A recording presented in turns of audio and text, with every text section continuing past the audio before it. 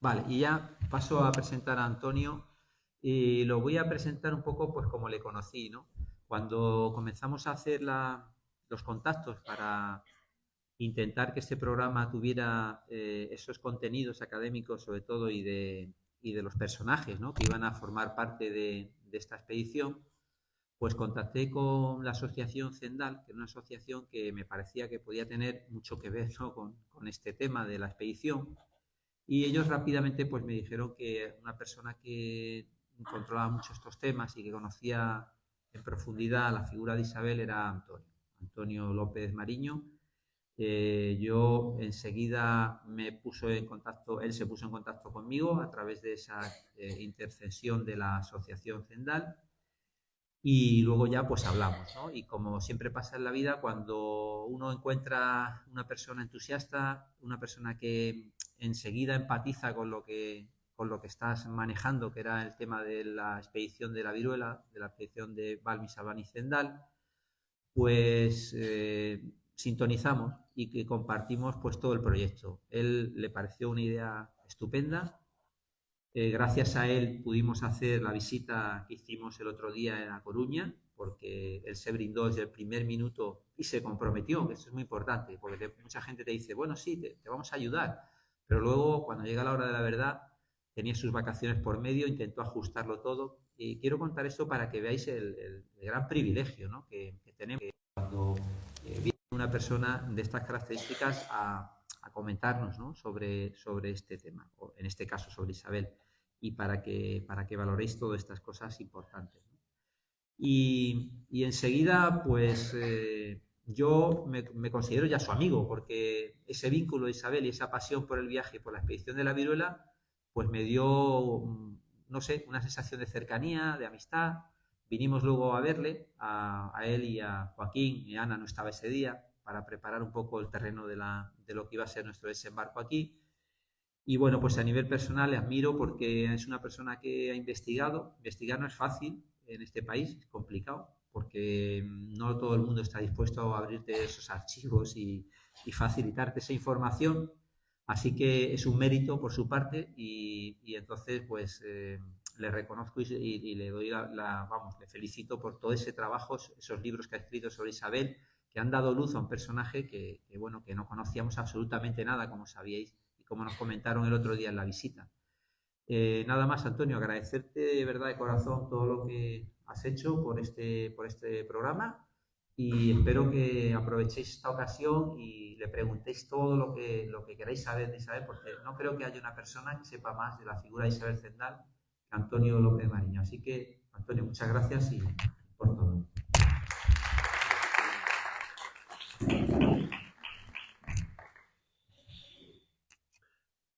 Nada, muchísimas gracias por estar aquí, por prestarle o por pensar que Isabel Zendal merece alguna atención. Y cuando hablo de Isabel Zendal, siempre estoy hablando de Isabel Zendal y los niños que llevaron la vacuna desde aquí hasta América y Filipinas. Bueno, siempre que yo voy a tener un pequeño problema, que es que no veo lo que se va a proyectar, o sea, me voy a estar girando, pero con tranquilidad. Otra cosa que sí espero es que la caminata de esta mañana haya sido lo suficientemente atractiva para vosotros como para que, bah, un poquito améis Galicia. Espero que después de esta conferencia no odiéis mucho Galicia. Eh, Bueno, siempre que hablemos de la expedición filatópica de la vacuna, estamos hablando de la lucha contra la viruela. Ah, bueno, aguanta ahí, aguanta. Perdona, perdona, es que al no verlo. Cuando hablamos de la lucha contra la viruela, estamos hablando de la peor enfermedad que conoció la humanidad. Veis el titular del libro, ¿no? Me parece que dice algo así como la mayor asesina que conoció la humanidad. Si vais al capítulo 2, me parece que veis el más terrible de los ministros de la muerte. Esto fue la viruela, no fue porque, digamos, en un periodo corto de tiempo matase a muchísima gente, sino por su permanencia en el tiempo y en el espacio. Veis una lámina a mano derecha, una lámina china. Si os fijáis en en el subtítulo, en el titular o en la referencia, dice siglo XVII antes de Cristo. O sea, ya hay huellas de la viruela en, digamos, la iconografía china. La siguiente imagen me parece que es de Ramsés V. Estamos hablando del siglo VII antes de Cristo. Y la viruela llega activa y matando gente hasta nuestros días, hasta el siglo XX. Bueno, esto es así hasta que aparece este hombre en la historia de la ciencia, en la historia de la medicina. Este médico inglés era un médico rural, se llama Eduardo Jenner. Yo creo que, si no me falla la memoria, la siguiente imagen que vais a ver es una vaca. Ah, bueno, esto es Jenner. La siguiente imagen es una vaca que se llama Blossom. Esta es la vaca de la que nace la primera vacuna, de donde surge la primera vacuna que conoció la historia de la humanidad. Creo que a mano derecha están como las ubres de una vaca. En esa vaca, bueno, las ubres de Blossom. Veréis que en las ubres hay así como unas erupciones que son las marcas de la viruela. Lo que descubre Jenner, que era un médico rural, que la gente que ordeñaba las vacas infectadas de viruela vacuna acababa, consecuencia de ordeñar, de ese contacto físico con las ubres contaminadas, infectadas, acababa desarrollando en sus propias manos, en sus propios brazos, las mismas pústulas o unas pústulas similares a las que había en las ubres de la vaca. Otra cosa que comprueba Jenner es que la gente que estaba en contacto con vacas infectadas de viruela era inmune frente a la letal viruela que padecían los humanos. Él tiene una primera conclusión y es que está claro que contaminarse directamente de una vaca enferma de viruela inmuniza, previene contra la letal viruela que padecen, digamos, los hombres y las mujeres, vamos, que padece la humanidad. Se arriesga a pensar que es posible, o piensa la posibilidad de que una inmunización indirecta también tuviera los mismos efectos positivos que el contagio directo con una vaca enferma de la viruela de las vacas. Y en la parte de abajo, en ese gráfico, veis un poco el desarrollo. Coge pus de las ubres, lo trasvasa a esa mujer que aparece ahí. Veis que la viruela de las vacas, veréis que hay unos dibujos que tienen puntitos azules. Eso serían las huellas de la viruela de las vacas, mientras que hay otros dibujos que tienen unos puntitos rojos. Eso sería la letal viruela humana. Trasvasa de pus. Bueno, una mujer que estaba contaminada, que se llama Sara, trasvasa de Sara a otro chaval que se llama Phipps, le trasvasa pus procedente de las erupciones que tenía Sara en la mano. ¿Y qué sucede? Veis que el niño, las marcas que tiene son azules, es decir, está padeciendo la benigna viruela de las vacas. Deja pasar un tiempo y es donde da el paso así más trascendental, que es infectar a ese niño, a Phipps, con pus procedente de una mujer que estaba padeciendo la letal viruela humana. Infecta con esa letal viruela, con pus de esa viruela letal, a Phipps, y veis que los de esta tercera mujer o esta segunda mujer son de color rojo. Infecta y veis que es de color rojo a Phipps. Y en la última secuencia veis que los granos que afloran en el cuerpo de Phipps son azules. Es decir, acababa de confirmar que una inmunización indirecta también prevenía contra la letal viruela. Es decir, cuando infecta con pus procedente de la letal viruela humana a FIPS, FIPS ya estaba vacunado con la vacuna de la vaca o con pústulas, con pus procedente de las pústulas de la vaca, suficientemente potentes como para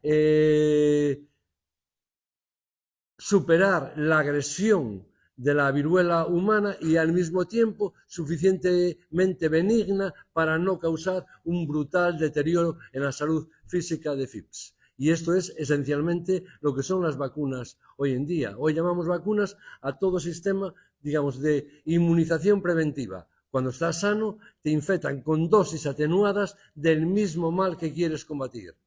Y la reacción que se produce en nuestro organismo es la misma que se produjo aquí.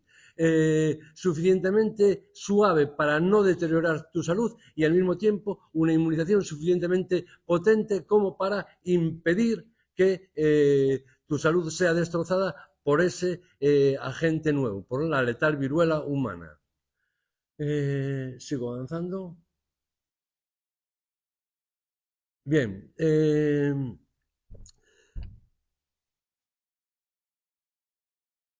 La vacuna es un descubrimiento inglés, pero la vacunación va a ser una invención española. Y ahí más o menos tenéis reflejada la ruta que hace la expedición.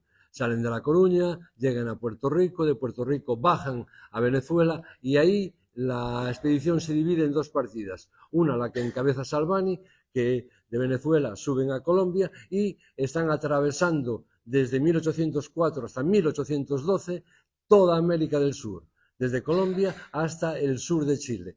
La otra partida, en la que va Balmis y en la que va Isabel, de Venezuela sube a Cuba, de Cuba sube a México, atraviesan México y desde Acapulco, en México, pasan a Filipinas. Seguimos. Bueno, y el sistema de transmisión que utilizaban era de brazo a brazo. Creo que ahí veis en la imagen de la derecha que hay dos pústulas como así muy gorditas, muy cargadas de pus. Eso ocurría a los 10 días de la inoculación. Entonces, cuando las pústulas estaban más cargadas de pus, era cuando se trasvasaba ese pus al brazo de otro niño. Y así fue como la vacuna llegó viva y activa desde A Coruña hasta América. Bueno, como digo ahí, con éxito es que la viruela, que era el más terrible de los ministros de la muerte o la mayor asesina que conoció la humanidad, es en estos momentos la única epidemia que ha desaparecido del planeta Tierra. La primera y de momento la única. Y en esta desaparición de esta terrible enfermedad hay dos hechos fundamentales. Uno es el descubrimiento de Jenner y el otro es la real expedición filantrópica de la vacuna. Y cuando digo esto, digamos, no estoy haciendo así un ejercicio de exaltación española, de exaltación nacionalista, no. Podéis leer lo que decía Jenner en 1806.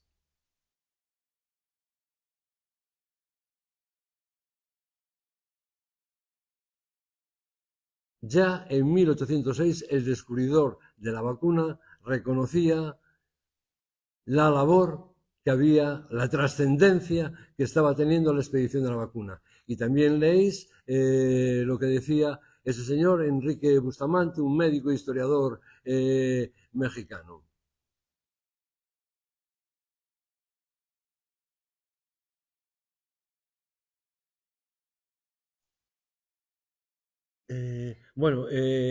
Enrique Bustamante no era simplemente un médico y un historiador mexicano, era el secretario general de la Organización Panamericana de Salud, es decir, la sección americana de la OMS. Perdón un segundo, no sé si fui un poco rápido. Volvemos para atrás, perdóname un segundo.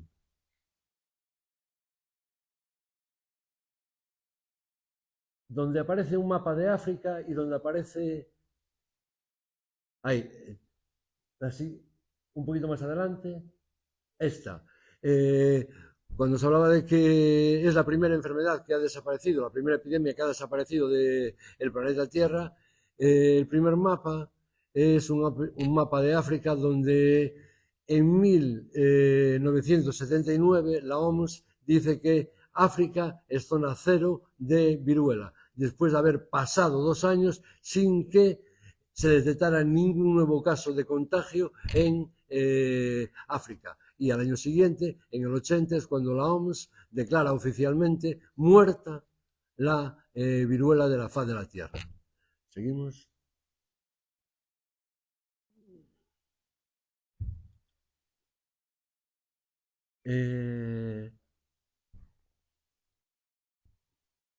Bueno, recordáis esas dos últimas expresiones, la de Jenner y la de Enrique Bustamante, ¿no? Así, el castañazo que fue la expedición de la vacuna en la historia de la medicina.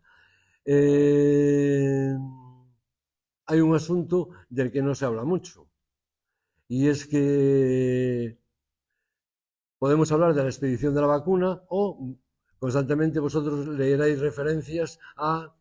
Uy, perdón, voy a inutilizar esto.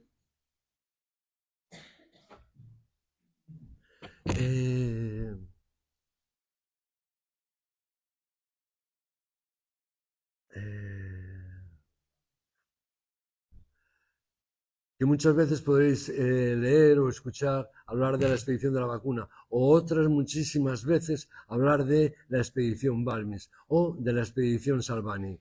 Sin embargo, casi apostaría a la cabeza que muy pocas veces habráis oído hablar de Isabel Zendal o de los niños. Y hay una historia que es innegociable, y es que esta expedición, que fue así un hito tan apoteósico en la historia de la medicina, jamás hubiese existido si no fuese por los niños. Los niños eran los que llevaban la vacuna viva y activa en sus propios cuerpos. Bueno, la llevaron desde A Coruña y por toda América. Y de todo el equipo médico de la expedición, la única mano experta en tratar con niños era Isabel. Todo el resto del equipo médico, su formación era militar. Eran sobre todo expertos en cirugía. Estamos hablando de una etapa de muchísima turbulencia, de muchísimas guerras. Toda la formación médica o sanitaria del equipo médico de la expedición procedía de las trastiendas de los campos de batalla, donde se dedicaban básicamente a cortar y coser a los heridos de guerra. La única mano experta era la de esta mujer. Bueno, y de alguna forma la razón por la que estamos aquí, o por la que a mí me apetece hablar en Ordes de Isabel, es porque Isabel era de aquí, de Ordes. Hay tres hechos así claros en la biografía de Isabel. Uno, y es el que procede de una familia pobre de solemnidad. El dos es que... Bueno, el dos aparecerá. Y el tres es que era analfabeta. Bueno, en relación a que procedía de una familia pobre. Si os fijáis en las notas que hay debajo del padre y de la madre, dice algo así como que no hizo disposición por pobre o no hizo disposición por pobre cuasi de solemnidad. No hacer disposición quiere decir que, por ser pobre, quiere decir que no haces disposición porque no haces disposición civil porque no tienes nada que legar, no tienes nada, ninguna posesión, ninguna herencia que transmitir. Y no haces disposición religiosa porque no tienes ni un miserable duro para pagar la tumba o el metro de tierra en el que vas a ser enterrado. Y tampoco tienes ni un miserable duro para pagar digamos, misas por el eterno descanso de tu alma.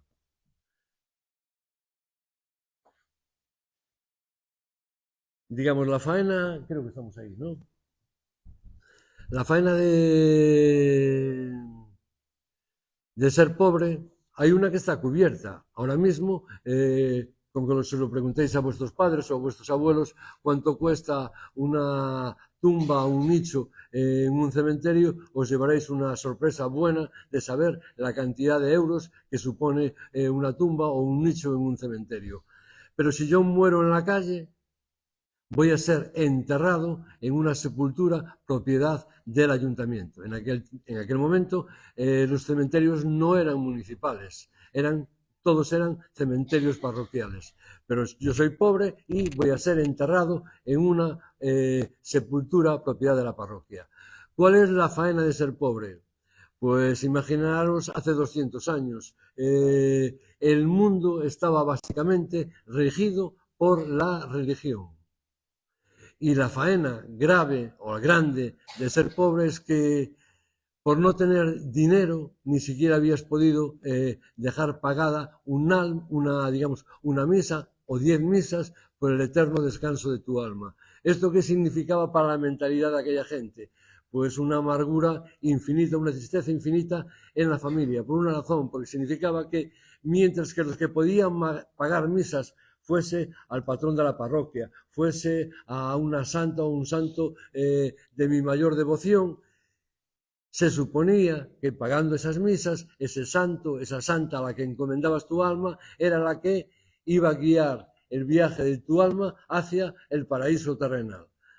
Si no pagas, no tienes guía. Tu alma viajaría hacia el más allá en absoluto desamparo, o sea, a ciegas. Mientras que unos viajarían, digamos, con vestidos de forro polar, incluso a lo mejor con ropa interior de neopreno, las almas de estos que no habían tenido ni un duro para pagar una misa, viajarían, digamos, con una mano delante y otra mano detrás, en la más absoluta de las intemperies. Hay otra posibilidad, ¿no? La de pensar, bueno, pero esto de pagar las misas es una historia que sucede mucho en las aldeas, donde la gente es muy inculta. Bueno, pues ya veis, las misas que dejó pagado Francisco de Balmis, el padre de todo este invento, el responsable máximo de la expedición filantrópica de la vacuna.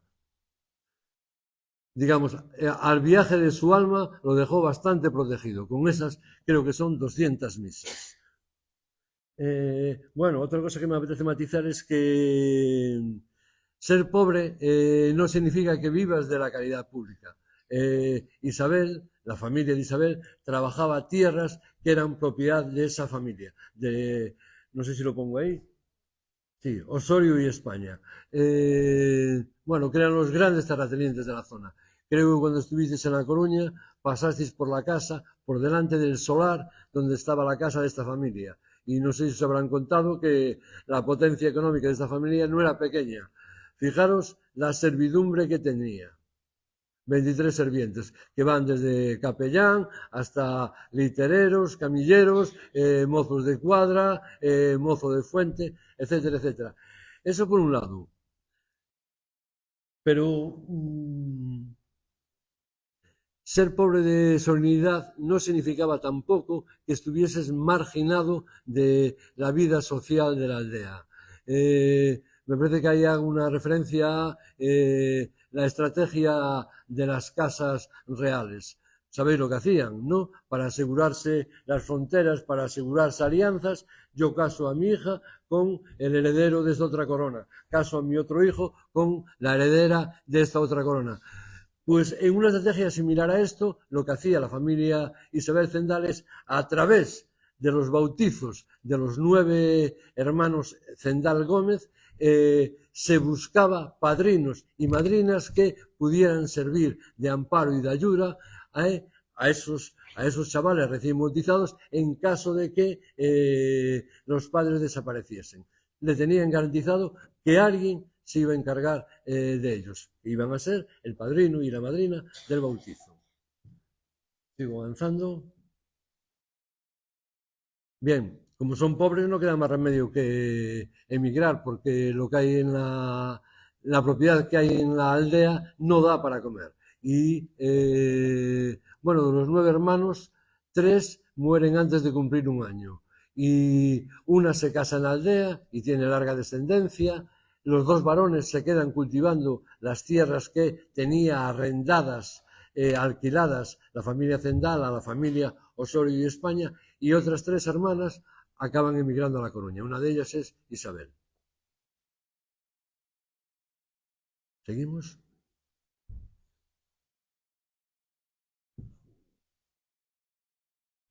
Bien, por el censo de 1794 se sabe que Isabel estaba trabajando de criada en la casa de este señor, de Jerónimo Hijosa, que era así el comerciante más rico de la ciudad. También era el máximo responsable del Real Consulado. El Real Consulado era una institución que se dedicaba a la promoción de la industria, el comercio, la agricultura, digamos, en Galicia. Cuando digo que era mecenas del Hospital de la Caridad, estoy diciendo que cada fin de semana, perdón, la última semana de cada mes, el capitán general de Galicia tenía como una cena tertulia en su casa. Y ahí, digamos, pasaban la gorra para recaudar dinero para ayudar a la financiación del Hospital de la Caridad. Pues esos próceres locales, la gente de apellidos más ilustres y la gente de mayores fortunas, la recaudación media de cada colecta mensual era de 350 reales. Para que calibréis el potencial económico de Jerónimo Hijosa, de una sola tacada da 6.000 euros para la financiación del Hospital de la Caridad. Bueno, no sé si os parece una imagen que da, o un hecho que da lustre a la familia o no, pero aparte de 3 doncellas, eran 4 en casa. Bueno, eran 5. El padre, la madre, 2 hijos y el responsable de las cuentas de, las empresas de Jerónimo Hijosa. Para atender a esas 5 personas había... son 3... Perdón. 3, 4, 6. O sea, para atender a 4 personas, 6. Y de esas 6, 2 son esclavos. Y cuando antes os comentaba el peso que tenía en aquella época la religión, veis que el precio de ese esclavo es ese y no puede ser más porque no está instruido en la doctrina cristiana. De haber estado cristianizado, su precio sería mucho mayor. O sería mayor, pero como no está cristianizado, pues se queda en ese precio bajito. ¿Seguimos avanzando? Bien. Antes se me olvidaba una historia, ¿no? Que era así fundamental en la biografía de Isabel. Y es que es eso, que es madre soltera.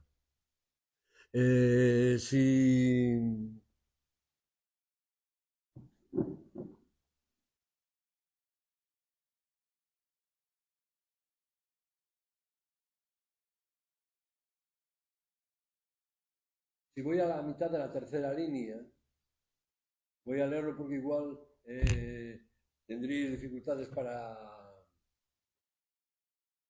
entender la caligrafía de la época.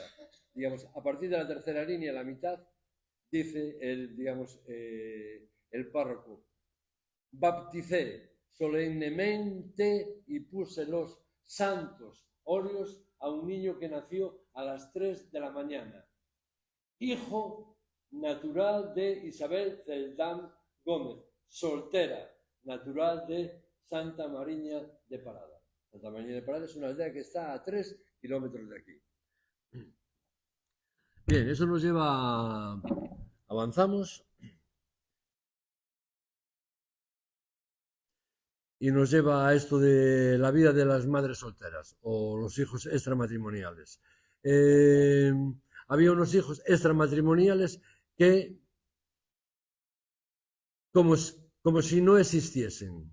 Esa era una de las labores que cumplía la inclusa. Básicamente la inclusa lo que recogía era niños que abandonaban sus padres, pero digamos, por razones esencialmente económicas. Pero también hay algunos niños que son abandonados en la clandestinidad de un torno por sus padres, por sus progenitores. Esto sí que es organización. O una mujer que conoce mis defectos, claro.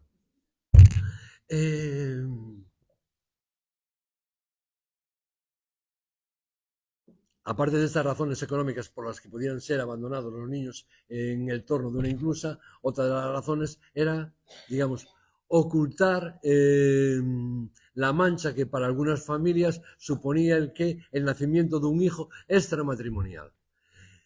Eso por un lado. Pero luego también había otro sistema social que eran los cuartos de partos secretos, donde no era necesario que tú abandonases al niño en la clandestinidad de un torno. Lo que hacían era, en estos cuartos de partos secretos, por ejemplo, cuando el embarazo empezaba a ser muy evidente, estas mujeres se retiraban a este cuarto de partos secretos. Estaban ahí 3, 4 meses dedicadas a sus labores, esencialmente bordar el ajuar, y tenían el hijo, lo dejaban en la inclusa y ellas reaparecían en la vida social como si viniesen de pasar 3 meses recuperándose de una ligera dolencia en la casa que tenían en el campo. Pero había también muchísimas mujeres, y es el caso de Isabel, que son madres solteras, que deciden ir adelante con el hijo extramatrimonial. Y en Galicia en aquella época había una historia que se llamaba las espontanías, y era que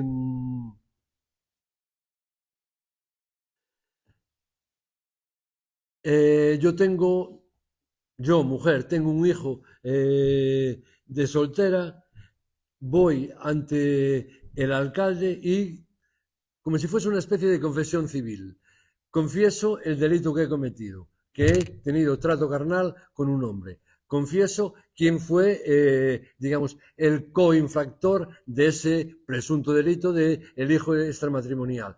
Y cuento cuáles fueron las razones que me llevaron a ese trato carnal. Normalmente las razones son siempre me engañó con promesas de matrimonio, en una palabra.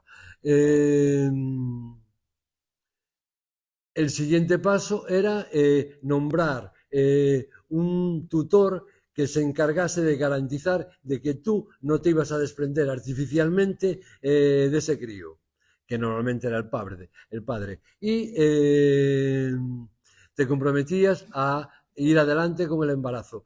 Y a cambio de eso obtenías la espontanía, que era una especie de salvoconducto por el cual, otorgado por el alcalde de la localidad, por el cual ni la policía, ni la iglesia, ni la justicia te podía perseguir.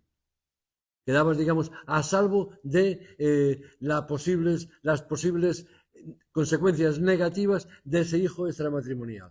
Pero también había otras mujeres, como es el caso de Isabel, que no hacen ninguna espontaneidad y que van adelante con el embarazo de manera abierta y pública. No sé si os cuesta imaginar hace 200 años la presión social que podía haber sobre una madre soltera. Pues en la Galicia de aquel tiempo la presión social no era excesiva. Digamos, era bastante tolerado por la sociedad gallega de aquel tiempo la presencia de hijos extramatrimoniales, por una razón, bastante egoísta para la propia sociedad, y era que para mujeres que no se habían casado y que no podían esperar ningún amparo, ninguna protección por parte de su familia, tener un hijo extramatrimonial era la garantía de que alguien se iba a encargar de ti en tu vejez. Y gracias a eso, digamos, la sociedad se lavaba las manos de tener que encargarse de un montón de mujeres ancianas y solas. ese era el papel que cumplían los hijos extramatrimoniales. Venían a ser como la pensión de jubilación, como la seguridad social de hoy para esas mujeres que ningún amparo podían esperar de sus familias. Y cuando digo esto de estrategia de casas ricas, me estoy refiriendo que en las casas ricas sucedía exactamente lo mismo en aquel momento, hace 200 años. Hoy no sé si sigue sucediendo, pero en aquel momento era normal que en las casas ricas una de las hijas, normalmente la pequeña, se quedara soltera, digamos, se le imponía la soltería para que permaneciese dentro de la casa, para que cuando los padres fuesen, digamos, muy mayores, alguien, esa hija soltera, se quedase cuidando a, digamos, a los padres ancianos. Era exactamente lo mismo que por lo que la sociedad gallega de aquel tiempo aceptaba los hijos extramatrimoniales.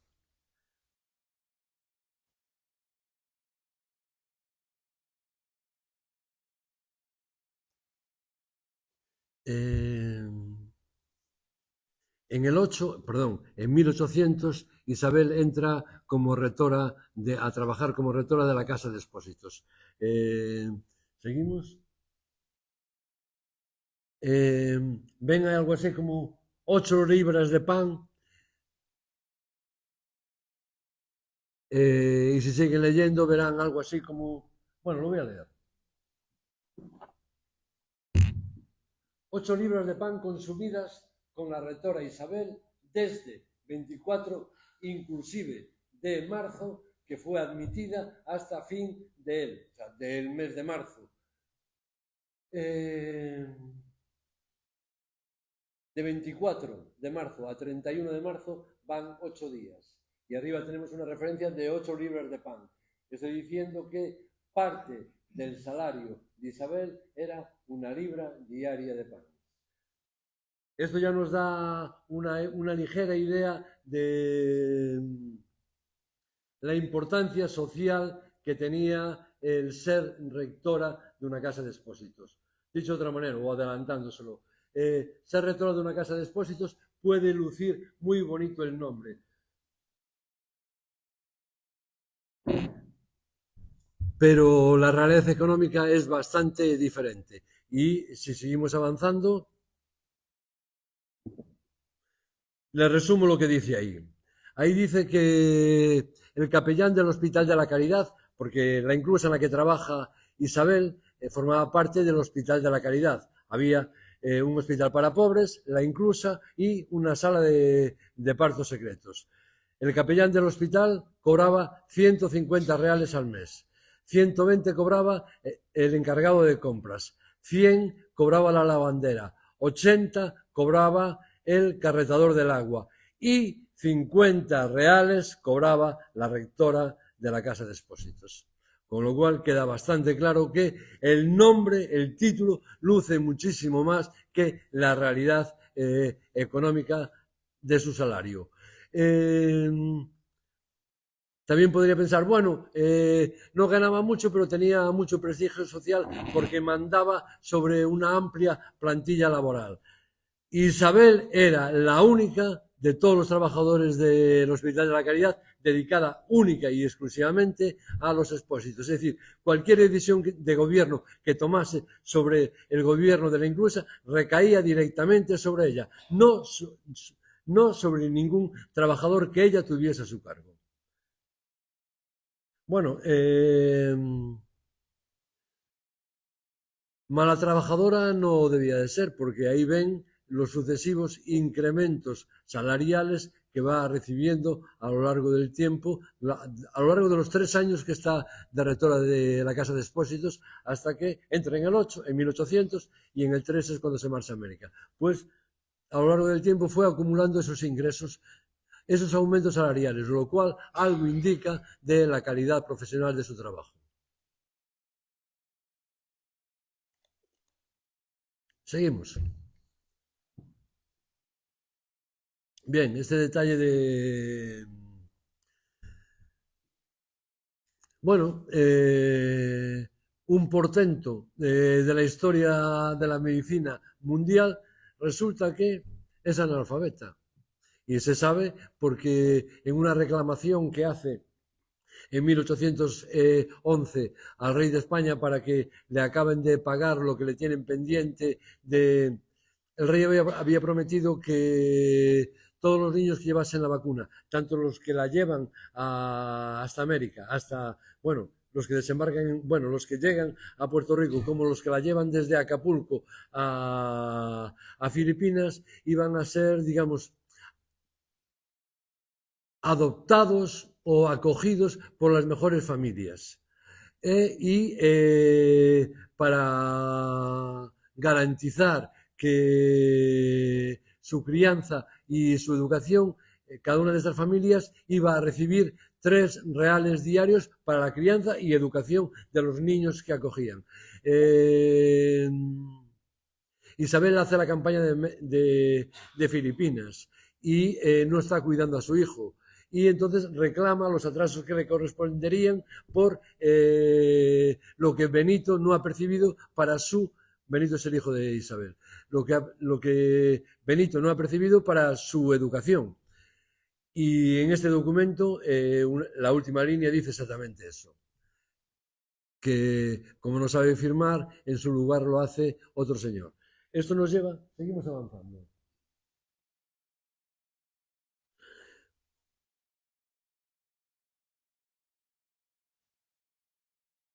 A lo mejor desde nuestra perspectiva de hoy en día, lo de ser analfabeto y ser capaz de realizar, digamos, hechos tan normales como extraordinarios al mismo tiempo, pues en aquella época, hace 200 años, era lo que ocurría, por una razón fundamental. El 98% de las mujeres eran analfabetas.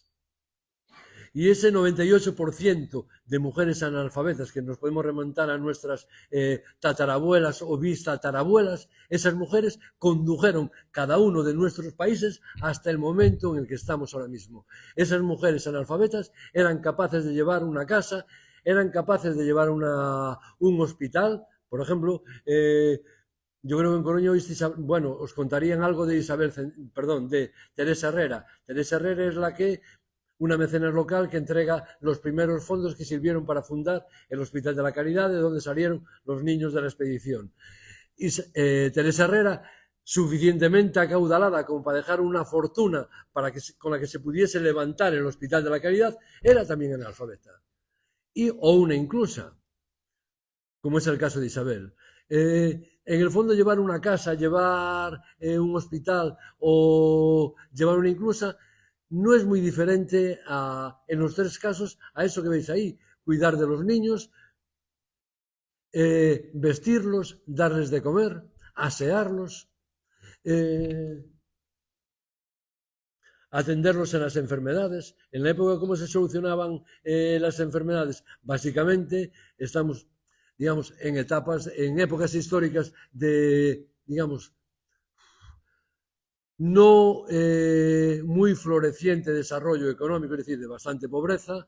Pues ¿cuál era la solución ante las enfermedades? De entrada, cambiar la alimentación y meter una alimentación en su dieta muy mejorada. Básicamente suponía la introducción de carne, que era un producto bastante exótico en las mesas de la mayoría de la población.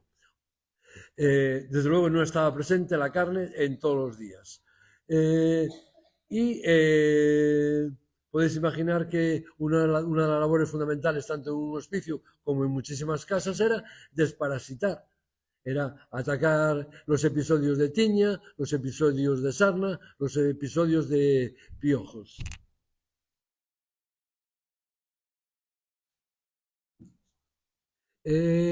También hago una referencia a algo que sucedía en las casas. Nuestras bisabuelas, nuestras tatarabuelas, nuestras bistatarabuelas, todo lo solucionaban en casa. Y entre las cosas que se solucionaban en casa era lo de ser costureras.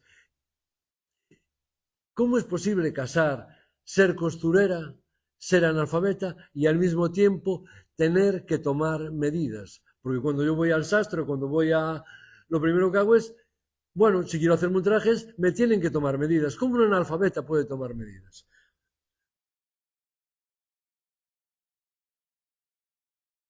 Imaginen un cordel muy largo. Yo hago un nudo en la punta del cordel, lo llego hasta aquí hago un nudo y tengo el tamaño del cuello de la camisa. De este nudo, tiro otro nudo hasta aquí y sé la longitud de la camisa. Tiro desde aquí hasta aquí y sé la anchura.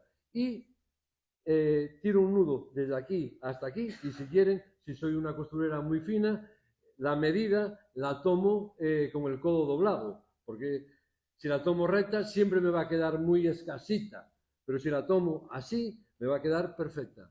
Pues así era como solucionaban las mujeres analfabetas lo de tomar medidas y ser costureras. Seguimos avanzando. Bien.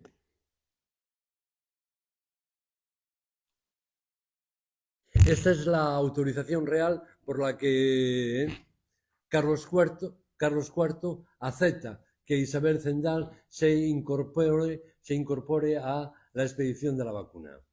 ¿Seguimos avanzando?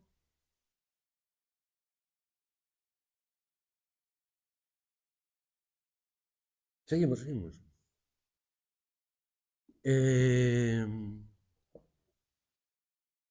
Y en esa Real Orden se dice que la razón por la que es contratada Isabel es para cuidar de la asistencia y aseo de los niños de la expedición. Exactamente el mismísimo trabajo que podría hacer una madre en casa o exactamente el mismísimo trabajo que hacía Isabel en la inclusa. Otra de las razones por la que Isabel se incorpora a la expedición tiene relación con esa frase que aparece ahí, de que Balmis sale de Coruña con niños procedentes de una inclusa, pero en México, para, digamos, proyectar una mejor imagen de la expedición, lo que hace es quiere contar con hijos de familias, digamos, estructuradas. Y esa es la razón por la que se dice en la Real Orden de que cese la repugnancia que se experimenta en algunos padres de ceder sus hijos al cuidado de enfermeros varones. La presencia de Isabel va a ser fundamental para que Isabel, de madre a madre, convenza a las madres mexicanas de que dejen embarcar a sus hijos hacia Filipinas, porque de madre a madre les garantiza que van a estar en las mejores manos.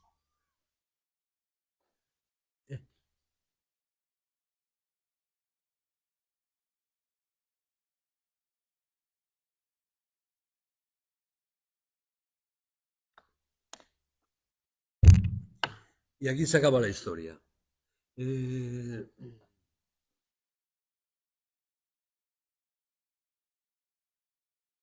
Todo es así, pero ¿cuál fue la calidad del trabajo de Isabel? ¿O por qué Isabel nos parece una mujer, digamos, a tener en cuenta en la historia de esta expedición de la vacuna? Lo voy a leer. Este es el informe final que hace Balmis y que dirige a Carlos IV.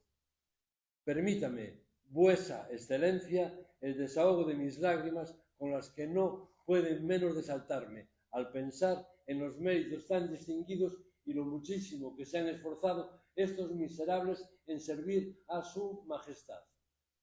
Pobres, enfermos y faltos de descanso, aún del preciso muchas veces, no han perdonado fatiga ni riesgos por servir a nuestro augusto soberano. Está hablando de los integrantes del equipo médico de la expedición. Hay un adjetivo que seguramente os resulta extraño cuando dice lo mucho que se han esforzado estos miserables. En este caso no está refiriéndose a la calidad humana de una persona, nos está diciendo que rodeados de miserias y penalidades, es lo que se está refiriendo con miseria y penalidades, no interior, sino el ambiente en el que han tenido que desarrollar su trabajo. Continúo, la miserable rectora, exactamente el mismo caso, no es que la rectora sea una persona miserable, sino que desarrolla su trabajo en unas condiciones de gran miseria, que con el excesivo trabajo y rigor de los diferentes climas que hemos recorrido perdió enteramente su salud. Infatigable noche y día, ha derramado todas las ternuras de la más sensible madre sobre los 26 angelitos que tiene a su cargo. Los 26 angelitos, este texto está redactado en Macao, ya en Asia. Está redactado al final de la expedición. Los 26 angelitos son los niños mexicanos que llevan la vacuna hasta Filipinas, que tiene a su cargo. Del mismo modo que lo hizo desde La Coruña, se está refiriendo a los 21 que salen de La Coruña hasta América, y en todos los viajes, es decir, los niños que fueron necesarios para llevar la vacuna de Puerto Rico a Venezuela, de Venezuela a Cuba, de Cuba a México, y los que atravesaron México. Y los ha asistido enteramente en sus continuadas enfermedades. Por mí acabo aquí. El turno es suyo.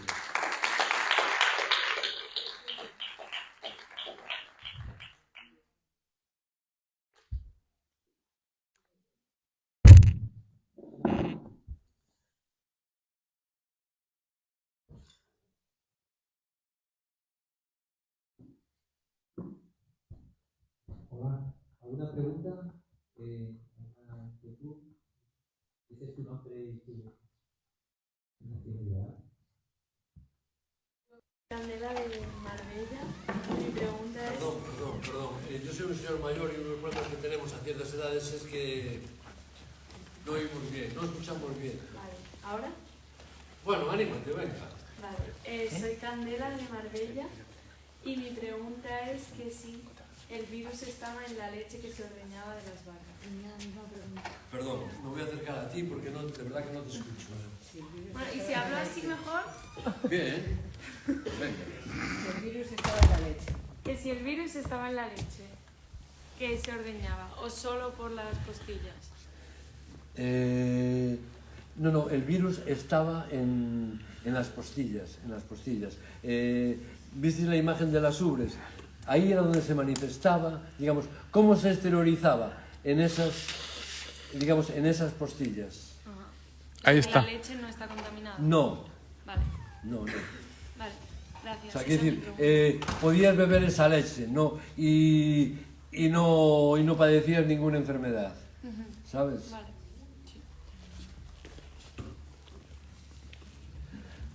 Imagínate, por poner un ejemplo, te pica una pulga y te sale una roncha, pero eso no significa que tu sangre esté envenenada y que tu sangre, porque te picó una pulga, no se pueda utilizar en una transfusión de sangre. ¿Sí? Vale. Hola. Hola. Soy Urco de Euskadi y bueno, quería saber... Pero de Lica la Bella, dices. ¿De dónde? Lica la Bella. Del País Vasco. Ah, perdón. Entendí Cali. No te preocupes, no pasa nada. Que mi pregunta es si sabe algo de Zendal después de que volviera de México, de la expedición. ¿Qué pasó con ella? Antonio, si quieres. Bueno, nada. No, pero ya, desde aquí, no hay problema. Isabel jamás regresa a España. Hubo un momento cuando estaba contando la razón por la que, más o menos el contenido de la Real Orden por la que se autoriza su incorporación, algo pasé de largo, pude haberme detenido, pero pasé de largo, ahora lo recuerdo. Isabel cobraba 50 reales al mes como rectora, es decir, al año son 600 reales. Ponle, si quieres, con los complementos esos que va adquiriendo a lo largo del tiempo, ponle que fuesen 1000 reales mensuales. Como expedicionaria cobraba 10.000 reales anuales. Sí, 10 veces más de lo que cobraría siendo rectora. Al acabar la expedición tenía garantizada una pensión anual de 5.000 reales, es decir, 5 veces más de lo que cobraría siendo rectora. ella se puede construir una vida mucho mejor y darle un futuro muchísimo mejor a su hijo, digamos, viviendo con ese salario de expedicionaria o con la pensión de expedicionaria, que no regresando a Coruña a ser rectora de la Casa de Expósitos. Esa es la razón por la que no regresa, porque allí, digamos, con ese salario tenía un futuro para ella y para su hijo muchísimo mejor de lo que le podría dar aquí. Gracias.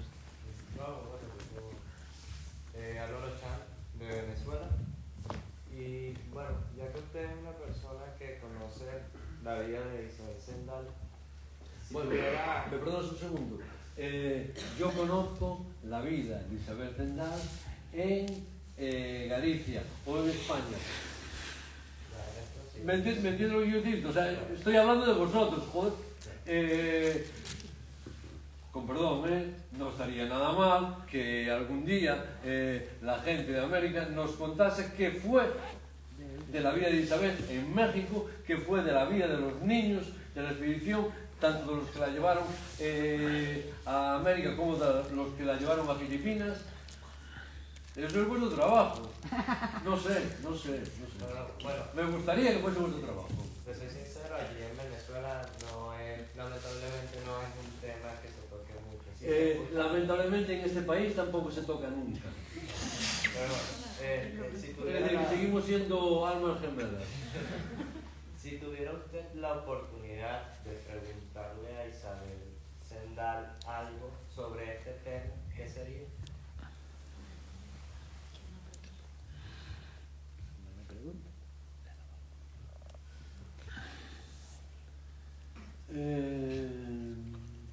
Yo le preguntaría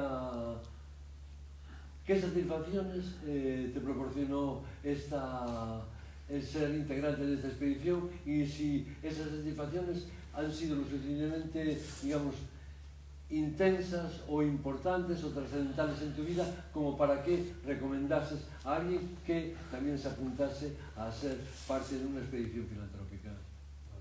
Gracias. Ella y luego tú, que está antes. Yo soy Nerea de Lleida, Cataluña. Es que se escucha más Sí, bueno. Y es si durante el trayecto de España a Latinoamérica o los trayectos que hicieron por el barco tenían buenas condiciones tanto ella como los niños. O sea, si se los trataba bien o al final pues tuvieron que sufrir. Vamos allá.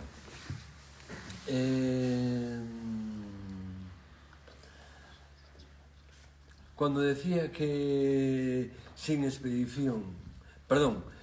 niños no hay expedición, de alguna forma es una pista que te doy sobre cómo eran tratados. El trato tuvo que ser absolutamente esmerado, porque si fallaba, digamos, esa cadena de inoculación, ¿qué pasaría? Que Balmes, el grandísimo Balmes, se encontraría en mitad del Atlántico sin tener virus activo como el que llegara a América.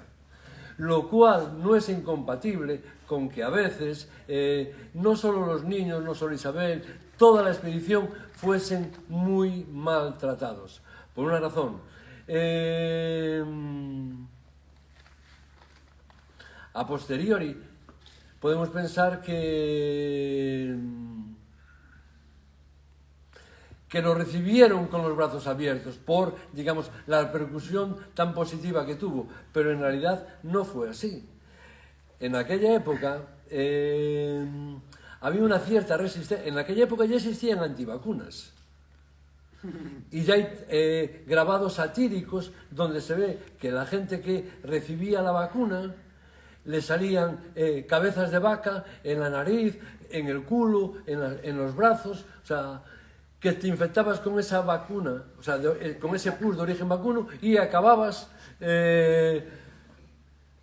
desarrollando en tu organismo eso, síntomas animales.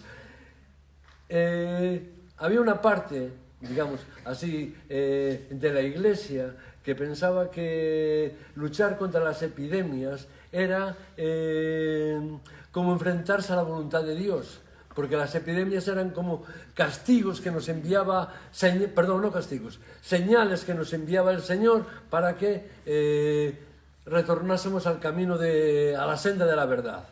Pero no solo la Iglesia, parte de la Iglesia, porque otra parte de la Iglesia era lo suficientemente ilustrada como para saber que las epidemias no vienen del cielo, sino que tienen, digamos, un origen científico, o se puede saber, se debería saber el origen científico de ese mal, pero no es de origen divino el mal. Pero también en aquella época había mucha ciencia, muchos médicos que no entendían cómo, por ejemplo, sabemos que de las ratas, de los perros, pueden venir enfermedades o de los piojos a los seres humanos. Pero no estaba asumido que el remedio para un ser superior pudiese venir de un animal, digamos, de un ser inferior y que además tenía que estar enfermo. Esto a la ciencia médica o a algunos médicos de la época era un cataclismo mental que no eran capaces de superar. Eso por un lado, es decir, que no en todos los sitios fueron recibidos tuvieron una recepción apoteósica. Pero no solo eso, a veces también, sobre todo en el viaje de de Acapulco a Manila, fueron víctimas de un capitán del barco, digamos, usurero, ladrón y vamos, muy mala persona. Porque los chavales llegaron a sobrevivir, todos los expedicionarios llegaron a sobrevivir gracias a la comida que otros pasajeros compartieron con ellos, porque la alimentación que les daba, digamos, la que tenían contratada, era absolutamente mísera y miserable. Y no solo eso, el alojamiento los almacenaron donde se guardaba la pólvora, pero no les dieron hamacas. En aquella época se dormía, entonces estos dormían todos, digamos, sobre el suelo.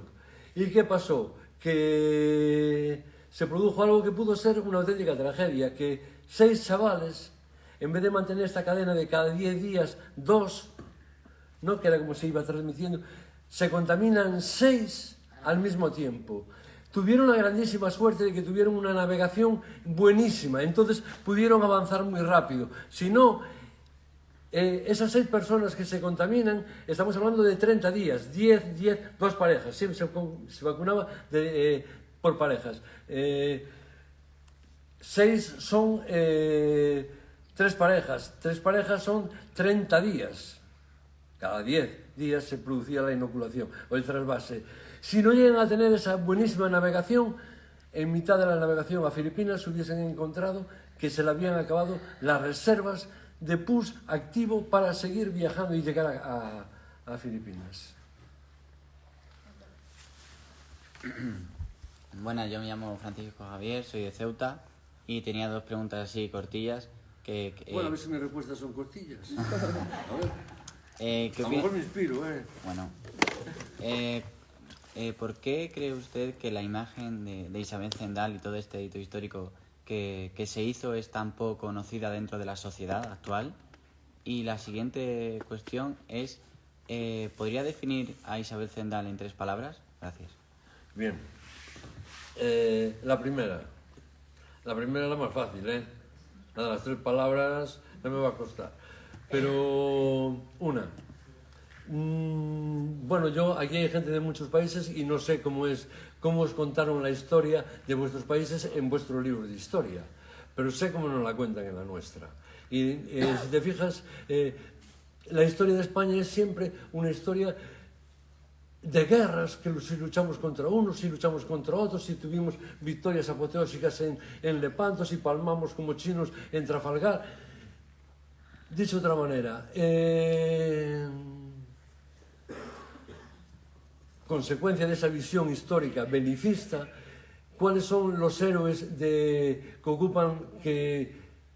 que tienen las estatuas en nuestras ciudades, que tienen los nombres de las calles? Son siempre héroes de hazañas bélicas. Las acciones humanitarias no tienen ningún tipo, o tienen muy escaso reconocimiento público por parte, digamos, así, no voy a decir de la sociedad, pero en general en la sociedad se valora o se ha venido valorando históricamente muchísimo más las hazañas bélicas que no, digamos, las acciones humanitarias. Y esa es la razón por la que Isabel, digamos, esa sería una parte. La otra parte también tengo clara cuál es, que si Isabel, por ejemplo, hay alguna novela o algún libro donde se cuenta que Isabel era monja, o que engañados por ese título de rectora de la Casa de Expósitos se suponía que era de una familia muy ilustre. Puedes tener la completa seguridad de que si Isabel Zendal fuese monja o si fuese de una familia ilustre, tanto la orden religiosa a la que perteneciese Isabel como la familia ilustre tendrían en su escudo familiar algo así como: yo te di la vuelta al mundo y vencí la viruela, ¿sabes? Pero como ni formaba parte de ningún grupo social, en una carretera muy secundaria de la historia. Y la tercera, perdón, lo de las 3 palabras.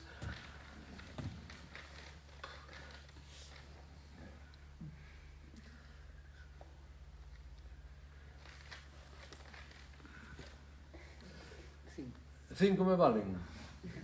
Como usted vea. La historia te debe una. Que es reconocer lo que has hecho.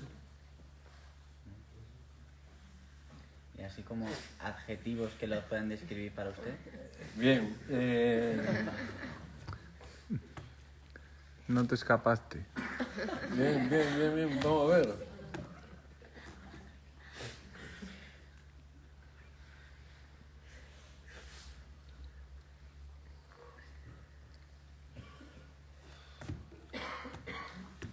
Bueno, está claro que trabajadora, seguro. O sea, entregada a la causa.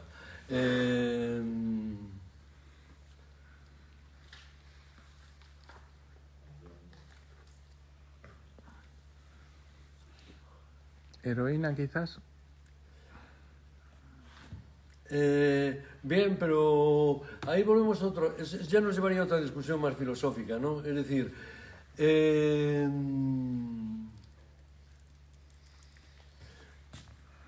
¿son héroes los protagonistas de grandes hazañas o son héroes los trabajadores de la construcción diarios? No sé si me explico lo que quiero decir. Quiero decir que hay gente que su gran heroicidad es sacar adelante el trabajo de cada día. No tienes por qué estar en la cúspide, digamos, de la valoración social.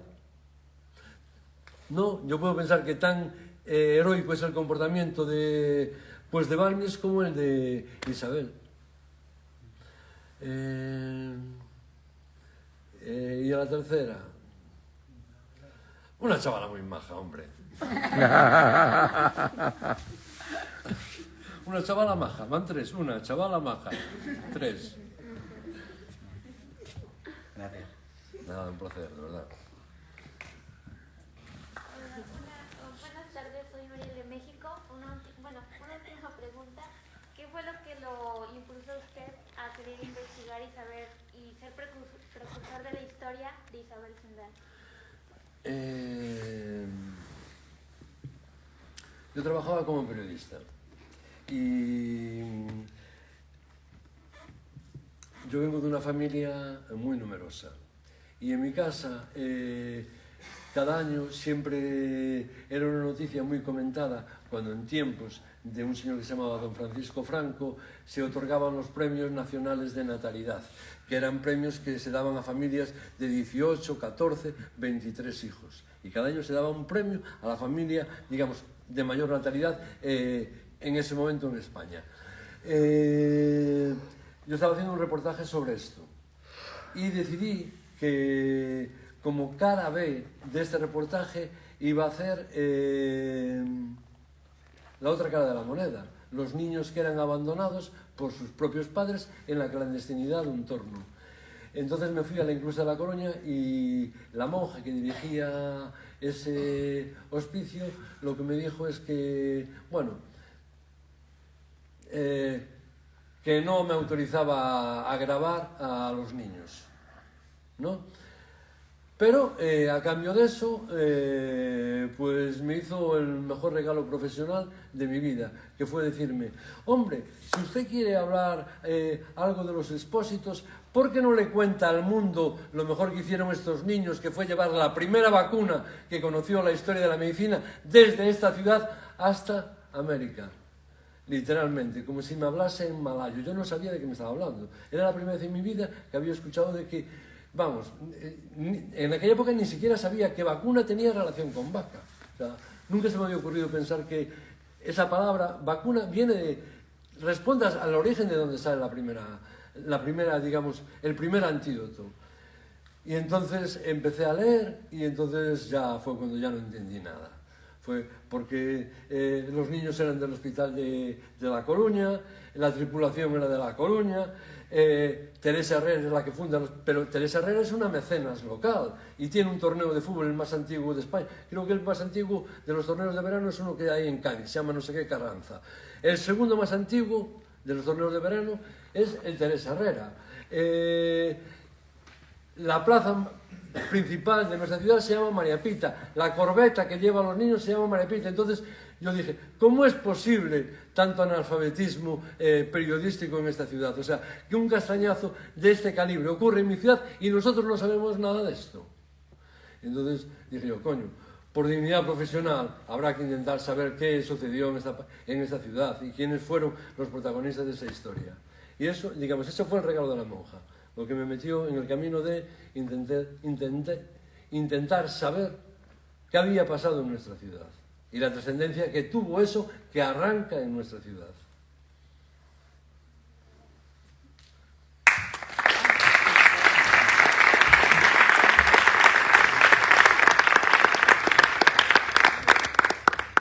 Bueno, entiendo que esto es para... No, pero a la chavala esta la dejamos preguntar, ¿no? Sí. Hola, soy Sorel de Panamá y me gustaría saber qué opina usted y qué tan benevolente cree usted que es Isabel Zendal, viendo que ella estuvo con niños y experimentaron con ellos. Vamos a ver. Una. Los niños no fueron víctimas de ningún experimento incierto. Desde Jenner se sabía que la mejor forma de transmitir la vacuna era de brazo a brazo y estaba demostrado que eso no deterioraba la salud de los niños que eran inoculados.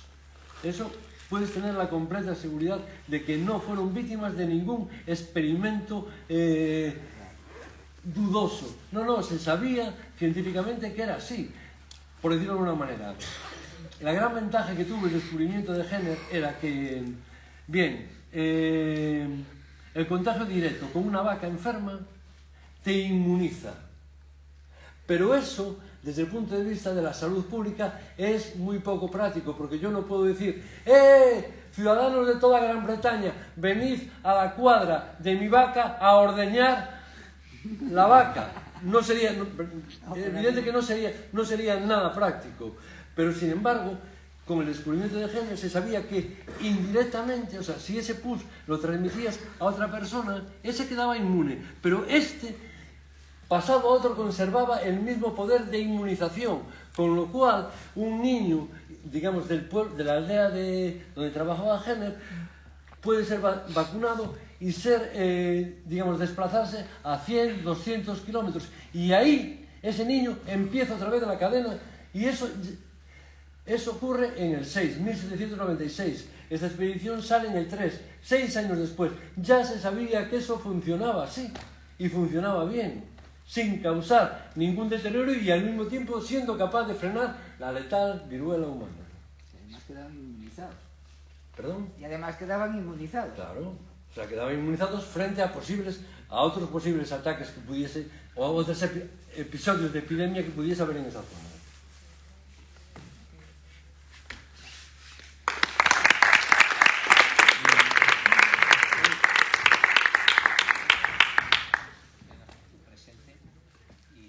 En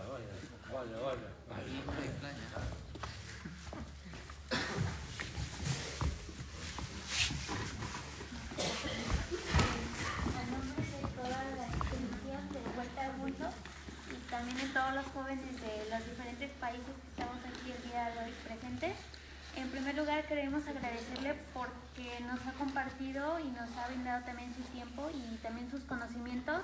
Para nosotros es muy importante saber más acerca de la historia y pues también ser precursores de ella, y pues gracias porque usted nos explica con tanta alegría, nos contagia su pasión, y pues aquí está este pequeño presente. La María Pita.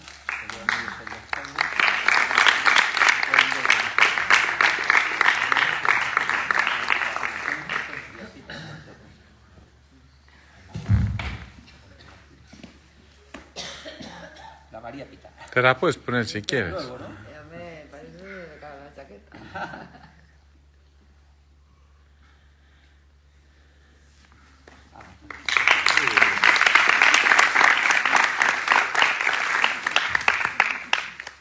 Para atrás, es para atrás. Los gustos según cada uno. Ah, bueno, ya, pero luego te queda algo. Sí, sí.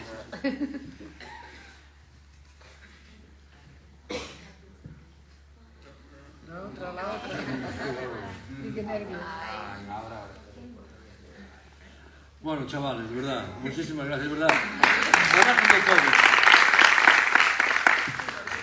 De lo mejor que me puede pasar, digamos, en mi vida es poder envenenaros con esta historia, de verdad. Y sí que me molaría que de alguna manera, en algún momento, en algún tiempo, no sé si vosotros, vuestros hijos, vuestros nietos o vuestros novios o novias pudiesen completar esta historia contando qué fue de los niños que llevaron la vacuna por vuestros países.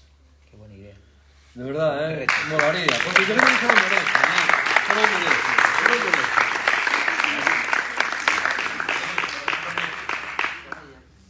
Sí, hombre. Ven por aquí, hombre.